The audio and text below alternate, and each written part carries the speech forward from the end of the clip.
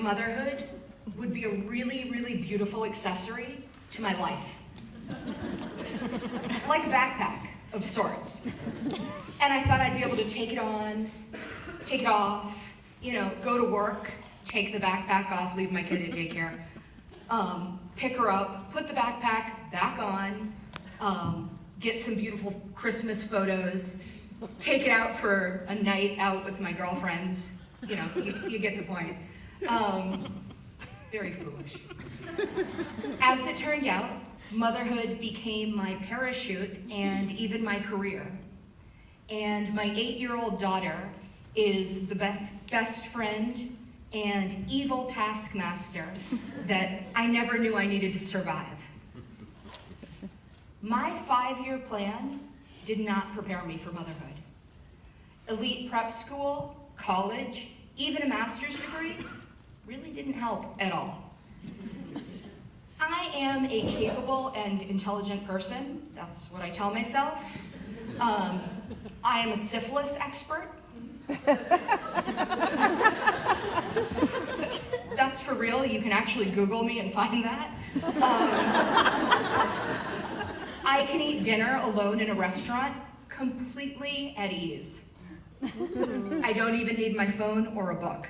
I'm pretty badass. I can magically turn strangers into friends. One time, I lived a 4-hour hike from a main road in a little tiny village in Bolivia. I didn't have running water and I didn't have electricity. I would wake up in the morning and the water glass beside my bed would have ice on top of it, and I was happy. Because of all these experiences, I was pretty confident and strong as an adult. But motherhood humbled me. Motherhood took the wind right out of my sails and changed me. My introduction to motherhood was so colored with grief that I nearly lost my way. You see, when my daughter was born 8 years ago, my husband left. And his departure was unexpected. You see, I was visiting my mom and my neighbors called and they asked if they needed to feed my cats because he hadn't been home for days. I was kind of confused, so I called him and he said our marriage was done. We didn't have an argument. There was no foreshadowing to this departure. When I was pregnant, he made me smoothies and breakfast in bed almost every single day. We planned a life together. We created a blended family.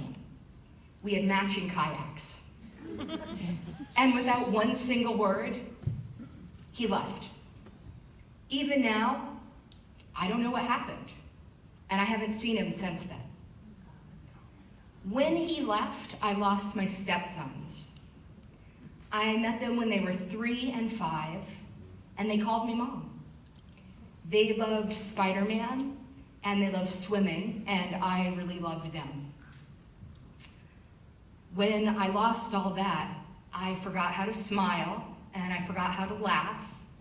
I forgot who I was, and I fantasized about just stepping out of my body and leaving everything behind.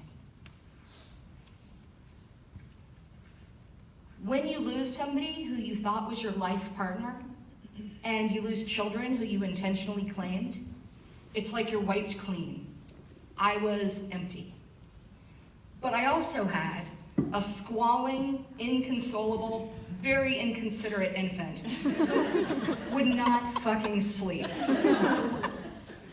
I thought I would lose my mind from grief and exhaustion, and I probably did. Life was very, very precarious. 35 years of plans and dreams, degrees and jobs exploded. I was destroyed. I got by on nothing more than stubborn, grim determination, and it wasn't pretty. Before I had my daughter, I was scared to offend people, and I didn't know my own voice. At the same time, I was arrogant too, confident in my knowledge, my choices, my career, and my place in society. I spoke with authority.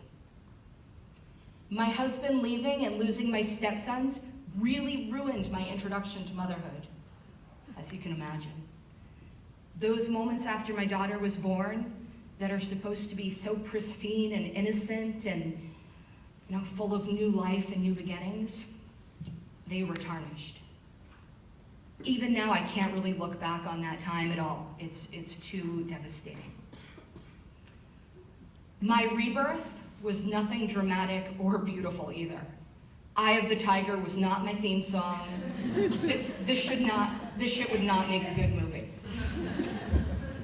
But now, time has passed and I have survived and I have grown, and I see how motherhood has saved me. The infant who would not be soothed kept my hands impossibly busy. My pain in the ass mother, who is probably wondering why I picked these shoes right now,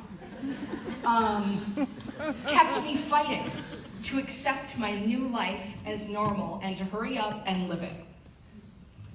My new Vermont community showed me patience and love and acceptance and gave me friendship like I've never had before. My mother and other mothers put me back together again because I was shattered, just like Humpty Dumpty. Mothers are the strongest, kindest, and hardest working people that I know. Motherhood and the many mothers I love saved my life. I measure strength in optimism, hope, and humor now. Not degrees, not job titles, and definitely not vacation plans. I'm a little more humble. Pain hasn't killed me, and despite everything that I lost, I can still love. My daughter, my mom, my friends are my heart, and they saved me by not allowing me to slip away into bottomless grief. I am a lot more careful with myself now. I check my medications, I see doctors regularly, I make sure that I sleep and eat and exercise to take care of my body, because I know that the phoenix-like rebirth that I went through was the mental and emotional equivalent of an adrenaline-laden mom lifting a car off her toddler's leg, and I can't do that shit again. It took me years to get off that narrow ledge, and I now know how fragile my stability is. If you would have asked me 10 years ago how motherhood would impact my life, I'm certain I wouldn't have anticipated any of this. And here I am now, perpetual elementary school volunteer, champion kid wrangler, meal train aficionado, and of course, Burlington, Vermont Moms Blog co-owner. I mom the 25 writers who work with me, much to their chagrin, and I mom all the kids at the bus stop because they will not fucking be running out into the road when there's traffic. I make silly faces at the babies at Hannaford. And of course, I am also the proud mom to my own little rotten rodent who is so loving and so kind when she's not being completely fucking obnoxious. Motherhood is just another fucking growth experience, isn't it? Thank you.